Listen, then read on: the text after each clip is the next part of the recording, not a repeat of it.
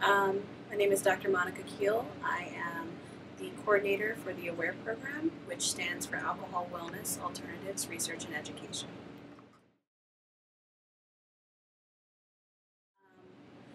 The best way to describe it is the way we do it at AWARE is we talk about the good and not so good. So we talk about consequences that maybe people experience during drinking and things that they experience that are positive. So we talk about drinking responsibly. We want to make sure that there's a balance, or should I say, you have more positive drinking experiences than you do the negative, so the not so good experiences. So some of the things that we recommend are really keeping around that positive experience of possibly social interaction. We hear that a lot from students, that being social is one of the positives of drinking. So a lot of times that is where we keep in a kind of, we call not a safe drinking level, but a safer drinking level, which usually is around, we say, 0.05 to 0.06 blood alcohol content. And so that usually keeps people in that more positive range. We start seeing, as those blood alcohol contents get higher, we start seeing more of those consequences. So some of the things you can do are pacing yourself. So limiting to 1 drink an hour is a great way to pace yourself, or keeping track of how many drinks you're having if you have more than that. So I've had students collect bottle caps, for instance. That's one of the ways. We've even had students who do take a marker and mark how many drinks they've had. And that's just a way to keep track. Other things to do is to make you feel better. Alcohol dehydrates you, so something to do is to alternate water while you're drinking. So you have a beverage, then have water, and then maybe another beverage. Some other things are just being safe overall. So being aware of your surroundings and try to stay with a familiar group of people. So not being in a place where you feel unfamiliar and you're not in your normal environment.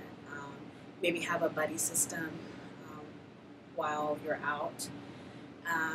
And just things like eating before.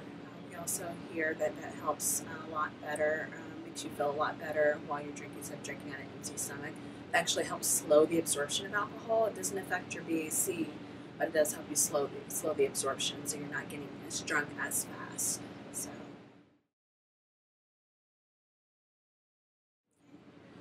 well, that's when we start seeing those consequences come in. We see more of those consequences happening.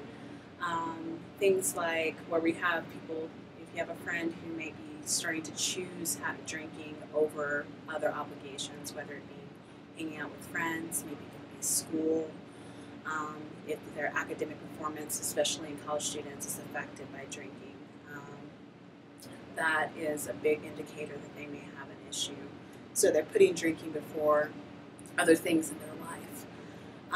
Maybe having more periods of issues with consequences like blackouts, passing out after drinking, just signs that they're drinking too much. Also just isolating themselves. A lot of times drinking alone is another big one that we see with people who are struggling with their drinking. Yeah, so AWARE, as far as University of Wyoming is concerned, is considered a resource. We connect to other resources. While we do educational intervention, we are there to maybe connect to places like Peak Wellness, for instance, is a big one. Within the Laramie community, we've made referrals for students who might be struggling a little bit more than educational intervention can help with. So Peak Wellness is a big one for us. The Clinic for Mental Health and Wellness is another one that does substance abuse counseling. We're also there, AWARE is also there to help you talk to people about drinking. So sometimes it's a hard conversation to start with. So just really exhibiting that empathy and showing that you care about who you're concerned with is a big first step. And not really being accusatory, but just more having that dialogue and conversation around drinking.